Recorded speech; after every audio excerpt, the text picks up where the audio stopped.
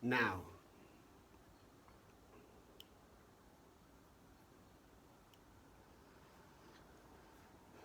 so maybe your body's like, have you ever had your body just be all fluffy and nice for the whole day? So you don't have any problems with your body. You're like, oh, it's a nice body. Oh, you just pause to make sure no one's around so they're not like, who are you talking to? What are you doing? You're a grown person making voices in your home? Oh my gosh. You should be in a mental health place. And have you ever been in a mental health place while someone says that and you're like, uh,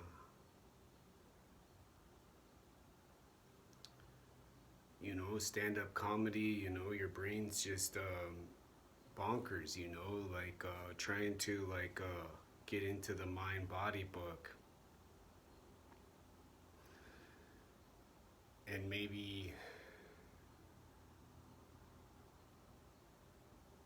not able to concentrate and focus from, starting a project called Have You Ever, and, taking it easy from the coronavirus. Not gone out much, so just kind of doing a lot of meditation and had to just pause the book. Maybe frustrated, maybe kind of, worried, like, oh gosh, am I going to be able to get to my test and, do good? I got to really, I got to make sure my mind's okay, you know? And then felt the emotion and the almost like animosity circulating. There's different options. Give up, stop, trying to read the books, go, for like here in Washington State and other states, go be a stoner, get baked all the time, just be a political activist, and get mad at a person like me for saying it out loud, like someone told me they're gonna kill me last week. I don't think I should be silenced to not be able to say, like, well, yeah, there's some people who just want to go get stoned, who want to get high on some drugs to keep their brain, their body, and their mind all nice and fluffy, all nice and warrior like,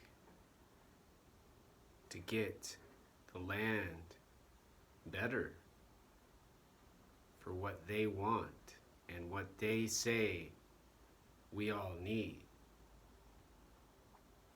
But in a more traditional kind of Buddhist perspective, and especially in Tibet, we do meditation, You can use prayer beads and say Om Mani Padme Hum, Om Mani Padme Hum, but when the mind and the brain are kind of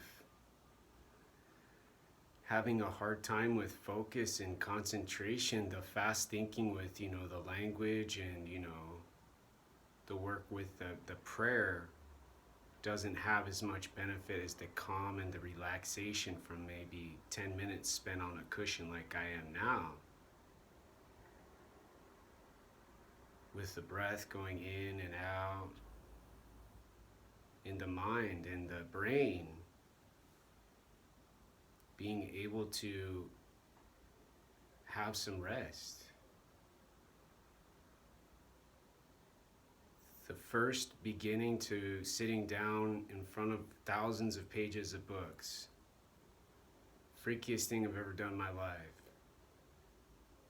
The only way I could focus and concentrate 10 years ago before they, scanned me and got the tumor out and stuff had to do with sitting down. I read the Bible in a whole day and a whole night one time, just sitting down, just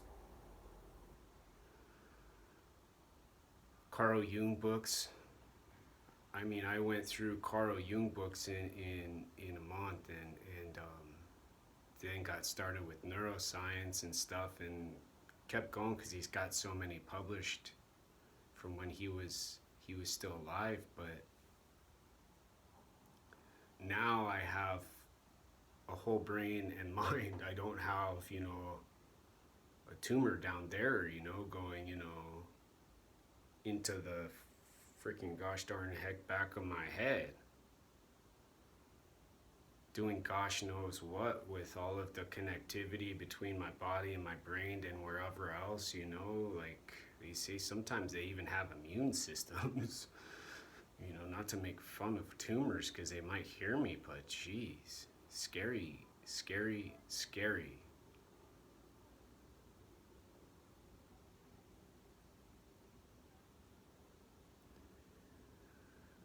But slowly on the cushion, with the top and the bottom, and then the bottom going back up to the top, or, having no mind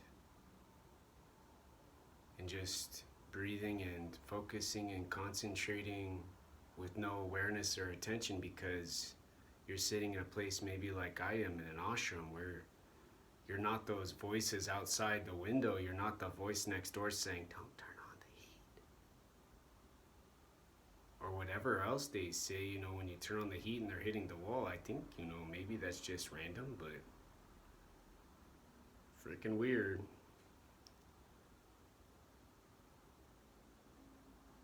And the world, does these kinds of stuff, but with meditation, with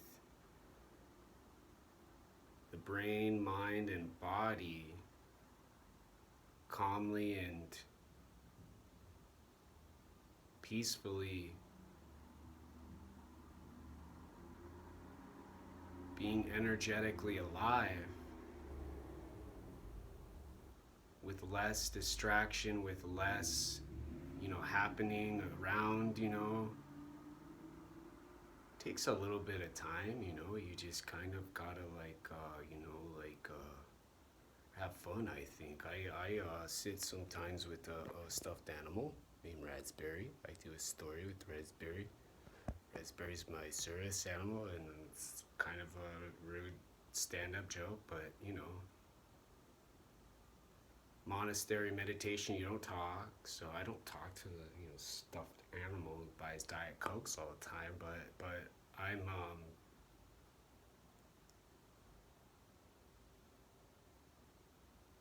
trying to explain playtime and how it gets the body nice and fluffy, like when you play toys a little baby and you're like, gosh, what the heck, where'd you find that hand? The little hand just like that little fat, little chubby thing, the little fat hand's like, just, it's just clunky.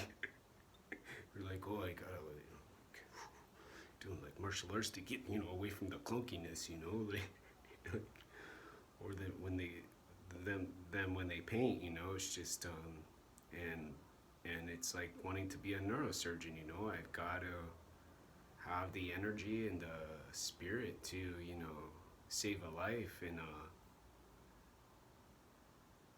scary operating room and be able to have the same calm and peace and relaxation as I do now.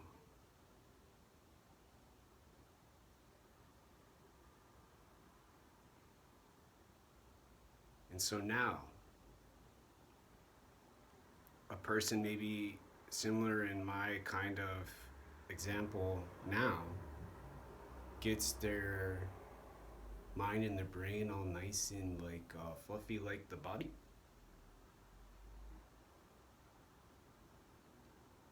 Has awareness not only for visual attention but senses. I smell food.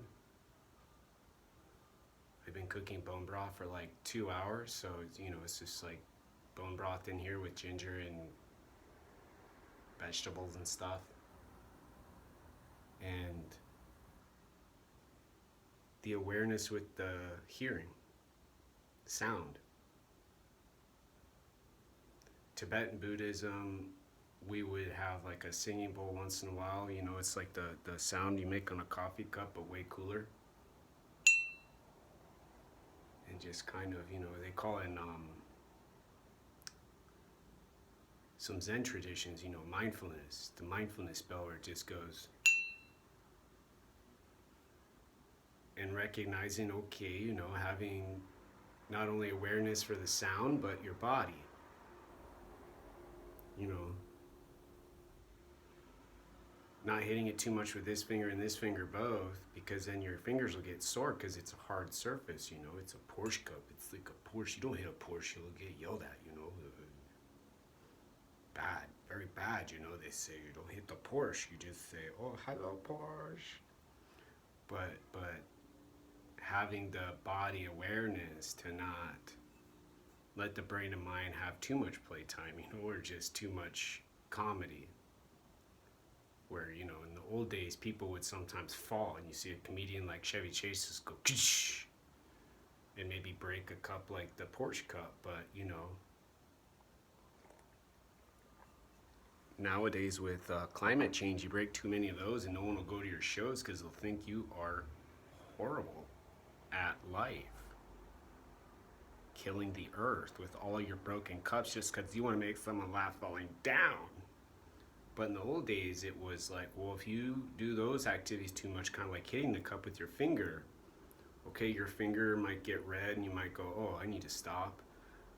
But some of those people that used to fall during stand-up comedy would actually have physical injuries, hips, all kinds of stuff.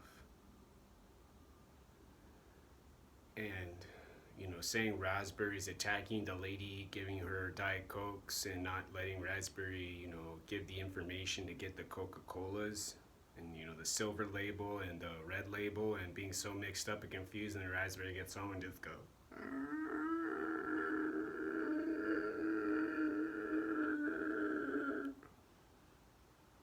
And then sit still like a sloth on the cushion, and you just go, oh, that's nice.